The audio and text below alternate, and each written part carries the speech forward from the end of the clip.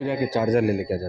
कोई शानदार खतीब नहीं हूँ, बस जो कुछ भी लफ्ज बन पड़ते हैं बोलता हूँ। कोशिश करूंगा कि आपको कुछ समझा सकूं, कुछ बोल सकूं, वरना आप कुरान हदीस की रोशनी में एक इजमाली खिताब जिसके अंदर दलाइल थे और इश्क और मोहब्बत का एक सबक दिया गया और आपको समझाया गया अल्लाह वालों की शान क्या है, उनके दर से वाबस्ता होने पे फैज़ क्या मिलता है। ये बात आपको अल्लामा मुफ्ती ज़ाकिर साहब क़िबला बता रहे थे। उन्होंने अपनी तकरीर में अस्हाब कहफ के कुत्ते का जिक्र किया। मुझे यहाँ एक बात याद आती है, अस्हाब कहफ साथ थे, कितने साल थे, कहाँ थे, ये आपने तफसील से सुना।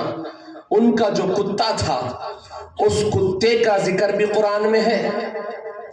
कुरान सिर्फ इबादतों का जिक्र नहीं है, कुरान में अकीदतों का भी जिक्र है। कुरान में सिर्फ फराइज का जिक्र नहीं है, कुरान में मोहब्बतों का जिक्र भी है। कुरान में सिर्फ जहन्नम के अजाब से डराया नहीं गया है, बल्कि कुरान में जगह जगह अल्लाह ने मुस्तफ़ा की अजमत के मोती बिखेर दिए हैं, अपने महबूबों की शान को जगह जगह बयान किया है।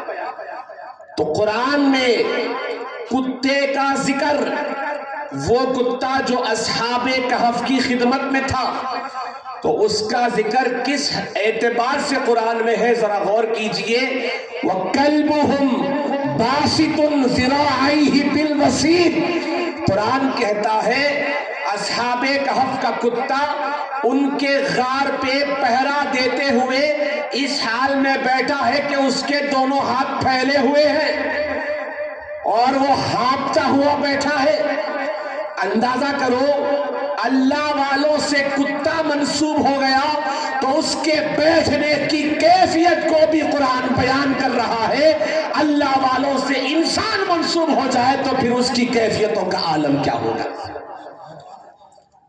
हजरात गौर कीजिए, कुत्ता रुए जमीन पे कई किस्म के कुत्ते हैं, कई नस्ल के कुत्ते हैं, बल्कि यहां तक रिवायतों में आया है नबियों के सुल्तान सल्लल्लाहु अलैहि वसल्लम ने फरमाया बसा औकात कुत्ते की शक्ल में जिन्नात भी आ जाते हैं। न जाने कितने किस्म के कुत्ते हैं। और आज की दुनिया में कुत्तों के हुकूक पर भी बात की जाती है।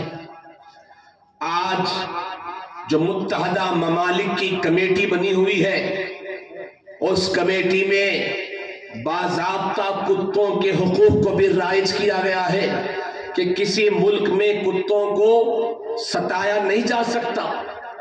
कुत्तों के हुकूक के लिए भी लड़ने वाले मौजूद हो गए हैं आज के जमाने में। कुत्ते कई नस्ल के, लेकिन हर कुत्ते का जिक्र मुस्तफ़ा की जबान पे नहीं है। मुस्तफ़ा की मुक़द्दस ज़बान पे एक कुत्ते का जिक्र आया, वो अस्हाबे कहफ का कुत्ता था। आका ने फरमाया कल हशर के मैदान में ये कुत्ता इंसानी शक्ल में जन्नत में दाखिल किया जाएगा।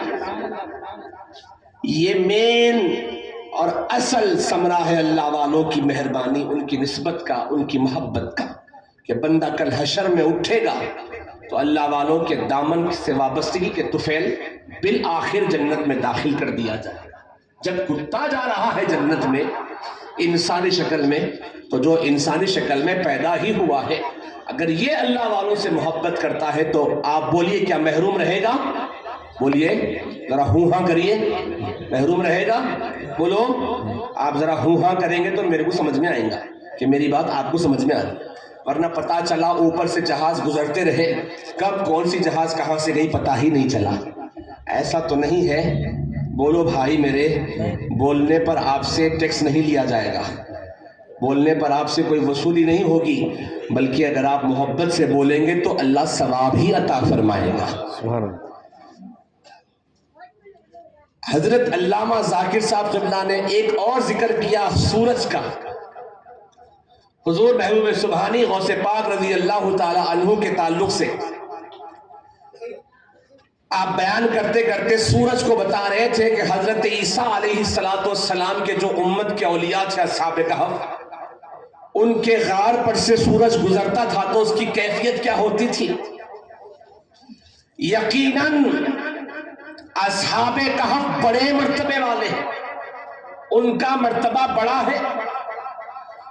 ہمارے بزرگوں نے لکھا ہے کہ اصحاب کہف کے نام کا وسیلہ لے کے اگر اللہ سے دعا کی جائے تو اللہ دعا کو رد نہیں کرتا، قبول فرما لیتا ہے.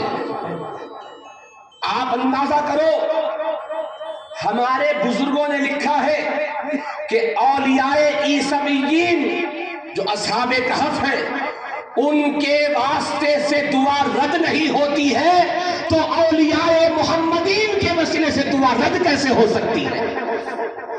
جب ان کے وسیلے سے دعا رد نہیں ہوتی ہے تو محمد مصطفیٰ کی امت کے ولیوں کے وسیلے سے دعا کی جائے تو یہ دعا بھلا رد کیوں کر ہوگی؟ تو ان کی شان، ان کی عظمت یہ تھی. اصحاب کہف رحمت اللہ علیہ مجمعین جس غار میں سو رہے تھے، اس غار پر سے سورج گزرتا تھا تو ذرا ہٹ کے گزرتا تھا کہ کہیں اس کی روشنی پڑ گئی تو ان کو تکلیف نہ ہو. یہ ان کی شان، ان کی عظمت تھی. اور میرے غوث پاک کو اللہ نے یہ مقام دیا ہے. بڑے پیر فرماتے ہیں ایک زمانہ وہ تھا جب عبد القادر اڑتے اڑتے سورج میں گم ہو جاتا تھا. آج 40